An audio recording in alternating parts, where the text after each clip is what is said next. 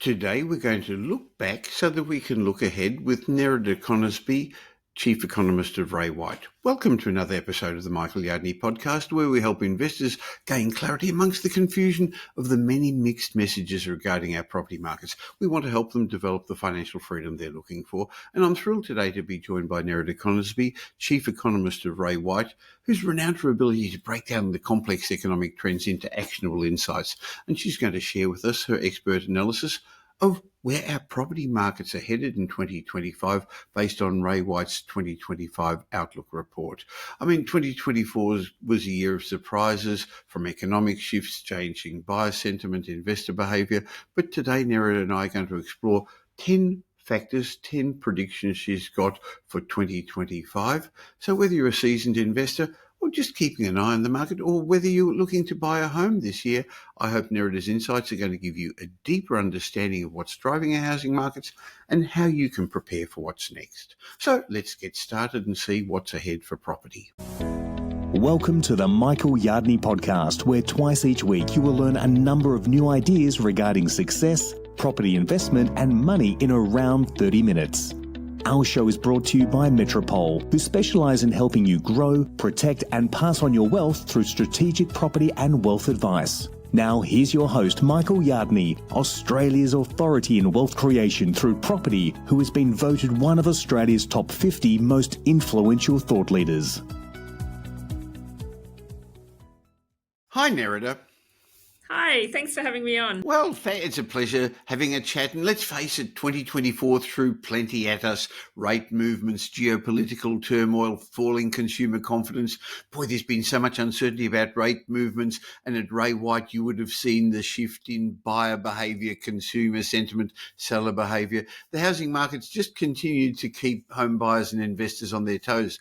But as Chief Economist of the Ray White Group, I guess you've got your finger on the pulse of what's happening. So I'd like to talk a bit about what happened last year, but I'm really keen to get details about your latest Ray White Outlook report, which I'll leave a link to in the show notes so people can get your thoughts about what's ahead in 2025. But maybe you could just go back and have a look at what are some of the major trends you noticed at the Ray White Group in 2024.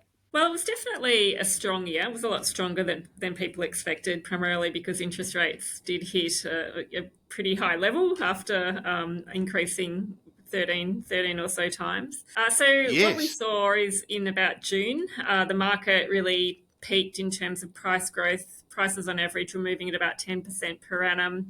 But by the second half of the year, we started to see quite a substantial change. We continue to see markets like Perth moving very quickly, southeast Queensland, Adelaide moving quickly, but really quite a marked slowdown in places like Sydney and Melbourne and Hobart, where prices actually recorded a year-on-year decline by the end of the year. So it's been a good year, but we have ended on a much slower market compared to where we started, and a certainly very different market than we expected. Well, Nerida, you've been in the property markets for a long time and commentating on the property markets, and you've got so much data from Ray White. Were there any particular surprises that caught even you off guard last year? I guess it was the strength of the market. I think every time there's a downturn coming, we have the usual 30% price drop people come out, and they came out and then prices didn't fall. We saw them continue to increase and increase at a very rapid rate in the places like Perth. Perth was running at about 25% year on year by about June. So that was super strong. But also, I guess, a divergence in the way markets were behaving. The smaller cities really outperforming larger cities, and then places like Adelaide, which hadn't really done much for quite a prolonged period, turning out to be one of the strongest markets in Australia. So that was a bit of a surprise, but obviously great news for people that are in that market. Sure. I guess we could sum it up to be very resilient markets. Now, I've just recently read your Ray White 2025 Property Outlook report, very, very detailed, and I'm going to leave a link in the show notes to our listeners and viewers can actually get that from Ray White. But maybe we could just go through some of the key trends you think are going to shape our residential markets. And you also had some thoughts about commercial real estate. What's the first big trend you expect in 2025?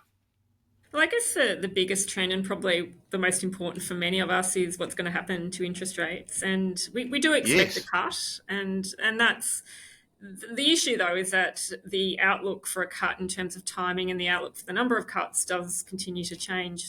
Here at the end of 2024, we did have a Reserve Bank meeting where the Reserve Bank was starting to imply that we may see a rate cut earlier than expected. So They potentially, changed their rhetoric at the last meeting, they didn't they? did. They changed it And then all of significantly. a sudden, the unemployment Yes, figures I was came going to out say the much lower, and unemployment. within 24 hours, the market changed its view all over again, Nerida. I know. I was going to mention that unemployment rate because I came in at 3.9%. So, yeah, it's a very hard one to predict at this point. So, I think potentially we'll see a rate cut in February. Obviously, inflation now is within target. We do have cost of living pressures.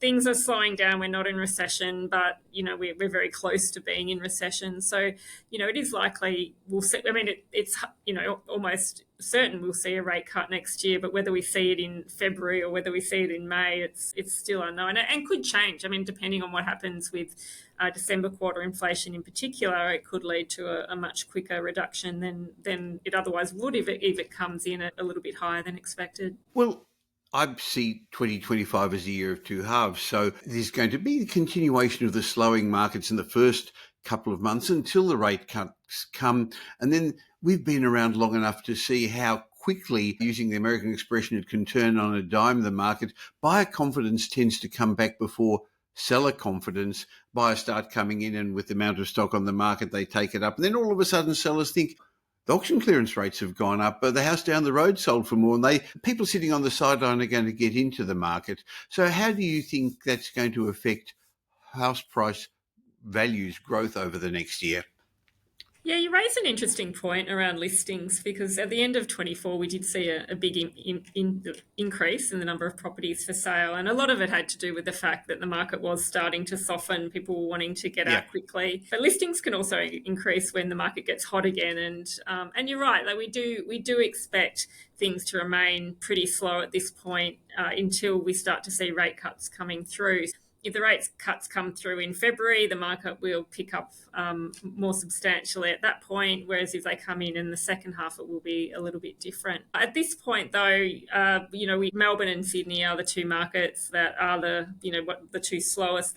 They're our biggest cities, but they are also our most interest rate sensitive cities. So some analysis we did during the year was looking at, what would be the impact of a rate cut if one came through, and Sydney and Melbourne were the most impacted positively if once that occurs. Listings are something that people are suggesting is going to dampen the market. But in my mind, sure, a few investors are selling up, but most sellers are buyers and buyers are sellers.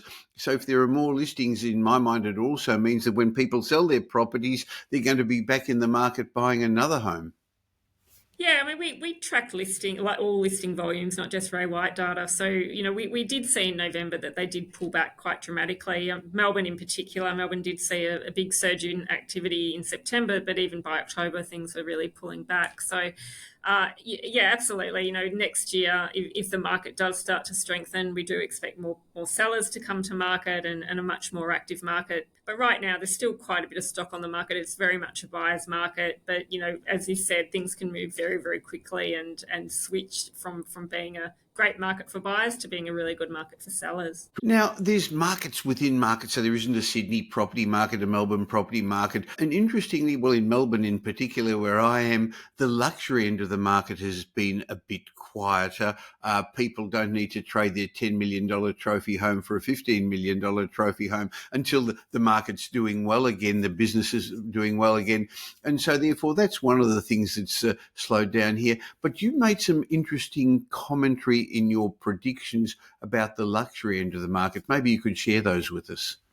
Yeah, so the luxury market is slowing, as you said, and it's not just in Melbourne. We're seeing it in Sydney in particular. Sydney is the most expensive luxury market. One of the things we are able to do at Ray White, we've invested in a data company called Nerida, and they are able to stratify price growth by percentile. So we have been able to look quite closely at the top 5% of the market versus the median versus much cheaper properties. And right now, luxury is slowing, a lot to do with high interest rates. I think there's a bit of a misconception that people who buy expensive properties don't need to rely so much on loans, but that's obviously not true. They do rely on borrowing, but even the ultra wealthy rely on borrowing, because obviously if you most of them do use debt in some way. So even if they do have a lot of cash lying around, when interest rates are low, they take advantage of low interest rates. So that's obviously not happening at the moment because interest rates have shot up so much.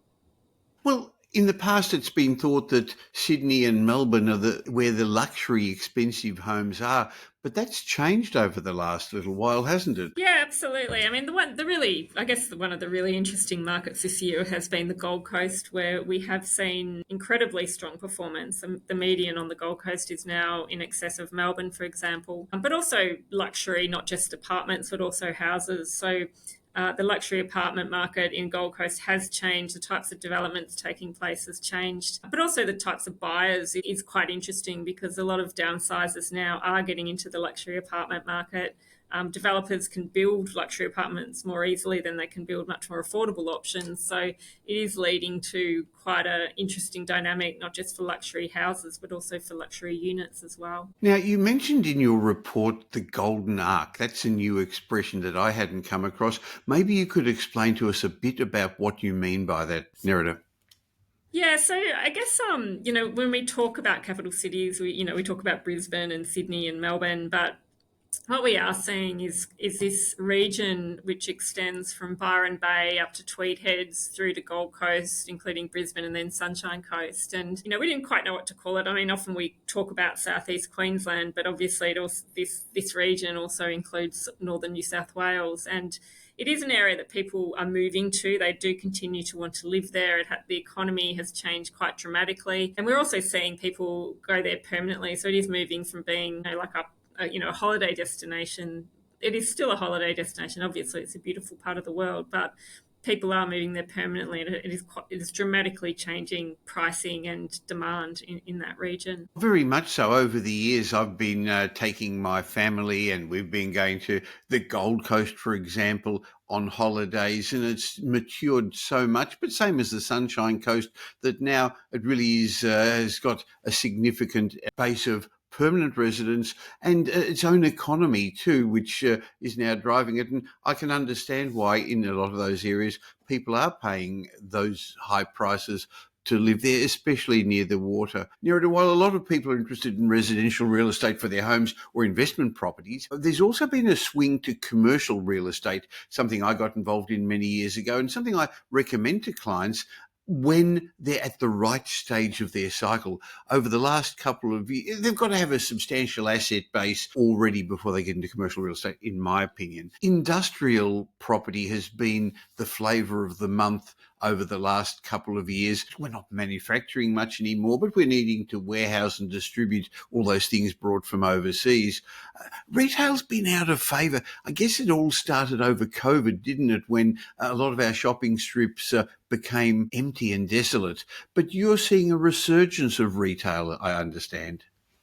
Yeah, it is interesting. I mean, the retail decline, or the demand for retail assets has been quite low for some time, and it really, I guess, COVID was a big factor, but also the long term shift to online shopping. We don't go into the shops in the same way that we used to. What's interesting though is when we look at total return data, is that industrial is still pretty good. If you have a look at places like New South Wales and WA, it's still recording positive total returns. Elsewhere, a bit softer, a little bit mixed. Office is obviously quite challenged, but retail is showing some good performance, but it does have to be the right sort of retail centre. And neighbourhood centres in particular do seem to be the ones that are doing very well, and primarily because even though we do shop online for more things like clothes and books or travel or those sorts of products, we do still overwhelmingly head to the supermarket to buy our groceries. So as a result, they do tend to be doing quite well. The other type too, though, is some retail strips. And,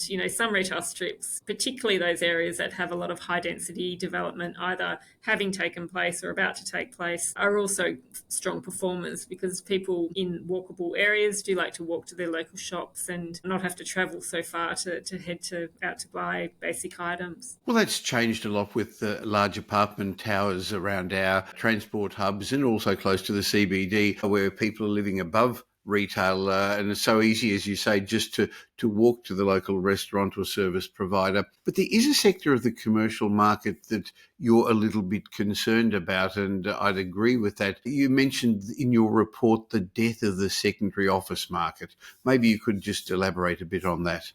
Yeah, I mean, office has been challenged for a long time. It was really the sector that came out worst following the pandemic. People work differently. They're not in the office so much anymore. Some people never went back. We know some people are just working permanently from home. It is changing. I mean, people are heading back into the office. So, we know long term that it's not a work from home completely economy. It is a, sometime work from home economy, but secondary office does seem to be the biggest, I guess, loser from all of this because if Yes. fewer people are coming into the office, incentives are very high at the moment. So building owners are having to offer much greater incentives and people are a lot of companies are now taking the opportunity to get into better space, move to locations where their staff can more easily get to, make it a much more attractive location to be. Whereas secondary, if it's a little bit run down, if it's not doesn't have many sustainable elements, if it's hard to get to, all of those things are leading to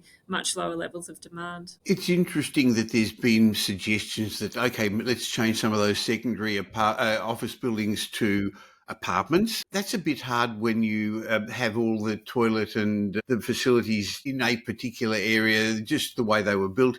And also I've heard an interesting concept of, hey, why not change them to schools? Because with all these people coming to Australia, we haven't got enough schools. It'll be interesting to see what happens with a lot of those older buildings. But we mentioned a moment ago that private investors are interested in commercial property. And in your report, you suggested that at the moment, the institutional investors are being a little bit cautious. So you think private investors are going to be propping up the commercial markets, Nerida?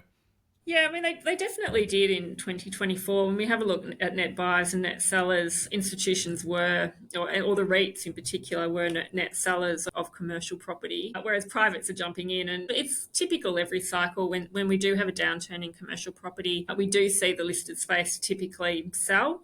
They are more influenced by market movements, whereas private investors, they can jump in a lot quicker. Their decision making isn't so slowed down, and they're not working on behalf of shareholders. So they've got different drivers in terms of what they're doing. So right now it's absolutely privates are very active and also international investors do seem to be back. They obviously couldn't come to Australia easily during the pandemic. They are back in the market and as a result we are seeing quite a few sales to that group. Now, a trend that's been progressing over the last decades is people using mortgage brokers rather than banks. And I agree with the concept that rather than, I don't care what colour logo's on my statement. I don't even get statements anymore, whether it's yellow or blue or red or whatever. So I want to find the best loan option. And there are so many options out there. And the bank with the blue logo is not going to tell you the bank with the red logo has got a better deal. So more and more people are now going to mortgage brokers. And I see that you think that's a trend that's only going to continue. Yeah, look, it is a trend that's going to continue. I mean, mortgage brokers have switched from being, the people that find the best loan to partnering up with people in their home buying journey and their investment journey. There's a lot that mortgage brokers can help with. For example, bridging finance is something that historically has been something that people don't like, and it's seen as a very expensive way to buy and sell a home. But mortgage brokers now are able to explain different options for bridging finance that are available. That if a bank doesn't offer it, you're not going to find out about that. So it is a trend that will continue. And as you said, most people don't really care who they're borrowing their money from. They are really focused on making sure that they're getting the best deal and working with a bank or a finance provider that's easy to deal with. The concept of bridging finance is really important because a lot of people aren't sure, should I buy first, should I sell first, what if I take on a commitment and I haven't sold my current house? So I agree with you that see a proficient mortgage broker early in the piece, but before you start making those commitments, and it'll give you a level of comfort and security. The last of your 10 predictions in your 2025 report was again about money and lending and about increased rivalry in the commercial lending space. What were you on about there? Yeah, so I guess traditionally, if someone was looking to buy a commercial property, they'd go to their bank or maybe the place where they got their residential loan. But now what we are seeing is that this incredibly fast rise of private credit. So, family offices, for example, lending money to people, but also other groups lending money to people that are wanting to buy a commercial property. So we do expect that to continue. I mean, a lot of banks now are under a lot of regulation that does prevent them. They do tend to move quite slowly when people are making deals or making an offer. They do want their finance provider to also move pretty quickly. So as a result, private credit has really stepped up and stepped into that space in terms of providing that lending. Well, brokers have got access to a wide range of lenders, and many people wouldn't know that if you're buying a commercial property, you can get what's called a lease doc loan. They may have heard about a low doc loan before, but a good broker can actually get you a standalone loan if you've got a low enough loan to value ratio, a secure enough tenant, and good enough rent coming in to cover the mortgage. So definitely I agree with you that it's a good idea to explore your options. So from what I understand, you're still confident about 2025 in the residential and the commercial markets. Yeah, absolutely. I mean, every market's different and every cycle is different. So, it's not to say this happened last time, it'll happen again. But, we are at peak interest rates. It is, we are set to see cuts at some point next year. We don't know exactly when, but this year has been a good one. It's been a strong one. Housing demand does remain strong. We do have population growth still occurring. We still have a shortage of homes being built. So for property, commercial does seem to be at the bottom of its cycle. That both commercial and residential do seem particularly positive. I guess property is going to be in the news for the first half of 2025, at least, with an election year coming up, and we're going to see all sorts of things thrown at us. I hope, though, it's not going to be as much negative sentiment where there's certain parties, some with a colour in their name, that seem to be against property investors. Legislation, particularly from the state governments, has moved much more in favour of the tenants and has scared a lot of investors off over the last year, Nerida. Yeah, I mean, it is a worry. On one hand, we know that property owners are an easy way to raise revenue, and we've certainly seen that in some states over the past 12 months. But at the same time, 85% of rental properties are owned by investors, and we don't have any group that can step in quickly to replace them if they're not around. Housing is complicated. We know that there's no quick fixes in terms of helping with affordability for buyers or for renters, but you certainly don't want to tax the people that provide rental properties to such an extent that they no longer do so. Well, 2025 is going to bring its challenges, but I think one of the things is that if you take the big picture view, step back and look at the fundamentals that you just mentioned, a strong growing population, the fact that all the new apartments that the government says it wants us to build are going to cost significantly more. At the moment, the gap, and I've seen some of your reports where you suggested how big the gap is between established and new apartments, that's going to have to close before people start buying new apartments. And that's only going to occur not because new apartment prices can come down. They can't with the cost of construction. It means that, but we've been around the cycles and seen this before, established properties are going to have to increase in value, and then people will eventually start buying the new and off-the-plan properties, Nerida. Yeah, that's right. I mean, there is that gap of trying to build an apartment for the same price that they were built in 2022 isn't possible now. So, unfortunately, we do need prices to rise, particularly apartments, but also houses, to match what's happened to construction costs before we see a substantial increase in the number of properties developed. Well, Nerida, I'm going to leave a link to the Ray White 2025 Property Outlook Report on in the show notes, but I actually enjoy reading your regular commentary on the Ray White website as well. So I suggest when people are there to subscribe to that so they can get that information as well. I know you bring a lot of depth to it from your experience in the industry for a long time, and Ray White's clearly got a very large presence all around Australia, so you've got access to a huge amount of not just data, but also consumer information, which I think is really important because a lot of people just look at the data, but they forget there's people who are actually Yeah. driving it as buyer and seller sentiment that drives our markets. Yeah, absolutely. I mean, we do see a lot on the ground with our network, so it does provide a color, but it also helps explain things. Sometimes data comes out with things that are a little bit hard to understand. Talking to people on the ground does give it a lot more clarity. Well, thank you for those predictions for 2025. I think that they're all very likely to come to fruition, but it'll be really interesting to have a chat in 12 months' time and see where we are. That's brave of you to put your forecasts out there because forecasting in property in particular is particularly hard. Thank you for your time, Nerida. Thanks. I look forward to speaking to you again in 12 months.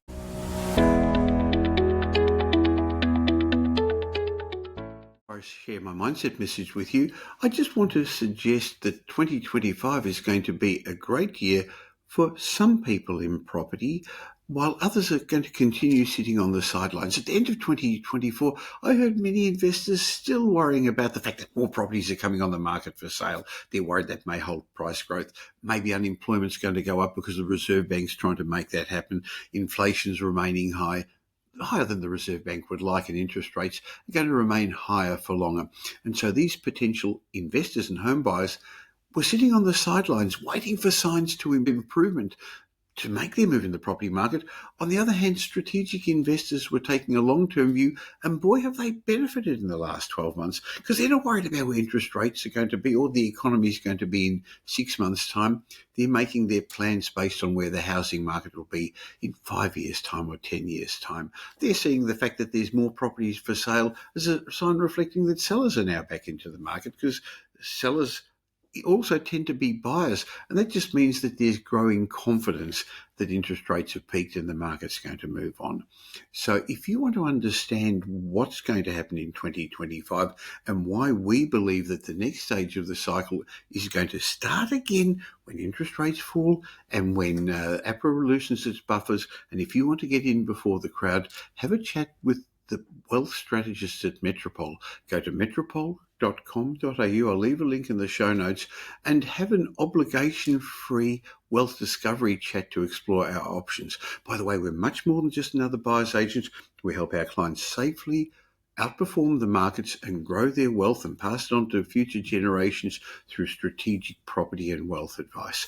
We know the landmines that are ahead. We're going to give you some perspective and help you get clarity in the chaos of all the mixed messages. Metropole.com.au. Now here's Michael's mindset message. Remember, a change in your thinking will lead to a change in your life. In my mindset message today, I want to share with you a secret that Bill Gates used to grow himself as a person and in his business. Hey, if it's good enough for Bill Gates, maybe it's good enough for you and me. In the 1980s, Microsoft founder Bill Gates began an annual tradition and he called it the Think Week. What Gates did was seclude himself in a remote location, shut off all his communication and spend an entire week dedicated to reading, learning and thinking. I guess it was easier in those days without the smartphones that are around today and without social media. But that was a radical approach even in those days, and it became an essential part of his process. Bill Gates was quoted as saying, "Think Week is a time when I can be creative and push my own thinking. It's a time to step outside the day-to-day demands of my job and really focus on the big picture." Well, I first read about this Think Week quite a number of years ago, and while I knew I didn't have an entire week to dedicate to it, in those days I was still busy running the Metropole group of companies, and I also had family priorities, yet I figured I could adopt it to suit me. So I then adopted what I call a Think Day. Speaking to many people, I find that they're currently on a treadmill, running as fast as they can, just to be in the same place. What about you? Are you running faster and faster just to stay in the same place? How often do you answer busy when somebody says, "How are you? What are you doing?" I find that for many people, they're on a never-ending hamster wheel of meetings, calls and emails. And the back-to-back days are jammed with schedules that make us appear, actually make us feel productive when in reality, we may just be running faster to stay in the same place. Look, I understand that I, like many others, have been taught, well, I was taught since childhood that free time is negative. You shouldn't do it. It's lost time, wasted time, missed opportunity. That was one of my limiting beliefs for a long, long time, that I couldn't just turn off and think and relax. In reality, though, this free time is an option, what some would call a call option on your future interesting opportunities. When you've got free time built into your schedule, you've got the headspace, the bandwidth to dream up and pursue high upside ideas. It won't be easy. You actually got to program it in, because you're sort of programmed to avoid it, as I said. But setting aside a think day is my process for regularly forcing this free time in my schedule. So I set a time aside. Look, here's how it works. I suggest you pick one day a month or a quarter, if that's easier, whatever. Just start somehow or other and step back from all your day-to-day activities, whether it's your profession, your career, other things. And the ground rules for these days are, you've got to seclude yourself physically and mentally. Seclude yourself. Number 2, shut off all your notifications on your devices, or put an out-of-office message or response on your emails. And the goal is for you to spend the entire day reading, learning, journaling, thinking. And by doing this, you force yourself to create the free time to zoom out, to open your mind and think creatively about the bigger picture. My essentials for the think day are journals and pens. Now, I actually like writing on iPads or tablets, but in fact, journaling and writing with a pen, there actually is something in doing that. So I do use a pen and paper on those days. I take with me books or articles or things I want to read. I found a secluded location. Now, it could be at home for you. It may be getting away in Airbnb. It may just be somewhere outside. So here are 6 thinking question prompts that I found particularly useful that you can steal from me. Number 1, what are your strongest beliefs? What would it take for you to change your mind on them? Number 2, what are a few things you know now that you wish you knew 5 years ago? The third question you should ask yourself when you think days, how can you do less but better? That's been a great one for me. Another question you could ask is, what actions were you engaged in 5 years ago that you cringe at today? And then you've got to ask yourself, what actions are you engaged in today that you're going to cringe at in 5 years? I've learned to let go a lot of things. Boy, has that made a big difference to my life. And then I ask, what would your 80-year-old self say about your decisions today? Now, the last question I learned is, are you hunting antelope or field mice? Now, this is an interesting expression that I came across from Tim Ferriss. The idea is simple, but actually very powerful. A lion is capable of hunting field mice, but the prize, it wouldn't be sufficient. It wouldn't be worth his while and energy required to do so. Instead, the lions must focus on the antelope, which do require a considerable amount of energy to hunt them, but boy, does it provide a sufficient reward. So my question to you is, in whatever you're pursuing, are you hunting antelope or field mice? Are you focusing on the big, weighty, important tasks that are going to provide sufficient reward for your energy? Or are you burning calories chasing tiny wins that won't even move the needle? So my suggestion to you is, always hunt antelope. Okay, so back to your think day. I suggest that you aim for an 8-hour day, maybe split into 60-minute focus blocks with walks or breaks in between. To be blunt, I can't actually stay concentrated focusing for much more than that. Of course, it depends upon your professional life, your life constraints. You can scale the think day up or down. If an entire day is intimidating for you, just start with a few hours blocked off once every quarter and scale it up from there. The point is to force this space into your life and experience the fantastic things that it unlocks. Simple answer is, you need to slow down to speed up. In a world obsessed with speed, the benefit of slowing down, in my mind, are extensive. It helps restore your energy. You're going to notice things you previously missed. You're going to become more deliberate in your actions. You're going to focus on the highest leverage opportunities. That's what I'm get out of those think days. What are my A activities? What are my B activities? What are other activities I can delegate now? So my suggestion to you too is to move slow, to move fast. And setting aside a think day can help you do that. By the way, have a chat with your life partner or spouse. Give it a shot. This is one of the great lessons that has changed how I do things, and I share with people in my mentorship program. So I'm happy to share it with you as somebody who subscribes to my podcast. Have a great week. Make it a great week.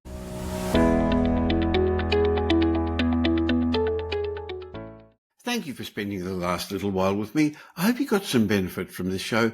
But before you move on to the next podcast you're going to listen to, let me remind you I have another show that I produce once a week with leading demographer Simon Kirstenmacher. We call that Demographics Decoded, where Simon and I unveil the trends that are going to shape your future. In my mind, this is a must-listen-to podcast for anyone interested in property investment, but also for business people and entrepreneurs. So if you don't currently subscribe to Demographics Decoded, just please stop for a second and subscribe on your podcast app where you're listening to this, or on YouTube. And of course, if you don't subscribe to this show, the Michael Yardney podcast, why not click the link that says follow or subscribe wherever you're listening right now. So twice a week, you're going to get benefit from my guests and me. Oh, and I'd like to ask you a little favour, please. If you did enjoy today's show and you know somebody who would also benefit, please tell them about the Michael Yardney podcast and Demographics Decoded. There's a share button on every podcast app. On Apple Podcasts, there are 3 little buttons at the top of the player. Or just tell them about it. Just have a chat with them. Now, I hope you're going to be doing them a favour, and you're definitely going to be doing me a favour in my quest to help as many people as possible to become financially literate. And by the way, I've got a special bonus for you. As my way of saying thank you for subscribing, just go to podcastbonus.com.au. There'll be a link in the show notes, podcastbonus.com.au, where I've got a bunch of ebooks and reports. It's just my way of saying thank you for taking the time to listen. And remember, the information that we give you in this podcast is general information, not specific information about your personal circumstances, because we don't know about them. But if you do want specific information, you can always have a chat with my team at Metropole. Go to metropole.com.au. If you really want to learn more, you can always listen to the previous podcast, the many episodes we've already published. Just go back to the old episodes, which each have lessons about property investment, success, and money. Once again, thanks for listening to today's show. Thanks for listening to this episode of the Michael Yardney podcast, which was brought to you by Metropole, who help their clients grow, protect, and pass on their wealth through strategic property and wealth advice. If you like what you heard and don't already subscribe, you'll find us on iTunes or on your favourite Android app as the Michael Yardney podcast. Watch out for our next show, which comes to you twice a week, and you'll learn some new ideas about property investment, success, and money in around 30 minutes. To get more of Michael's thoughts, go across to www.propertyupdate.com.au and sign up for his daily morning briefing, and you'll hear from not only Michael, but a group of leading property success and money experts. And just a reminder that the information you heard in this show today is general educational advice and not specific investment advice, as we don't know your personal circumstances. If you're looking for specific advice, why not ask the team at Metropole to help you?